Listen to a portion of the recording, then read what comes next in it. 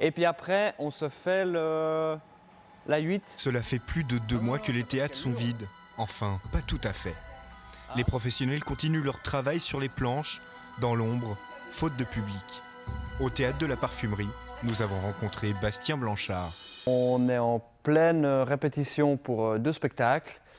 2 spectacles d'un même auteur, Dennis Kelly, auteur anglais. 2 spectacles qui devaient se jouer en janvier, ici à la Parfumerie, et qui, malheureusement, vu des mesures sanitaires, ne pourront pas se jouer cette année. Répéter sans présenter, c'est la triste réalité de nombreuses troupes. Mais pour Bastien, il est important de pouvoir continuer à travailler. On s'est rendu compte de ça vraiment en décembre et là encore en janvier, que travailler c'est hyper important pour nous. On préfère 1000 fois être ici à travailler, même si on sait qu'on ne pourra pas jouer dans l'immédiat les spectacles.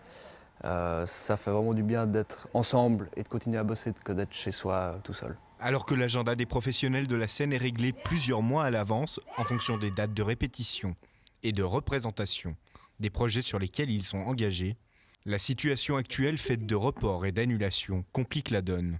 Pour ceux qui ont de la chance, on a des projets pendant 1 an, voire 2, qui arrivent. Donc chaque prochain spectacle, on se pose la question si on va pouvoir le jouer ou pas et dans quelles conditions. Donc voilà, pour ma part, le prochain c'est fin mars, début avril. Et je commence un peu à me poser la question de ce qu'on va jouer ou pas. Une chose est certaine, rien n'est moins sûr.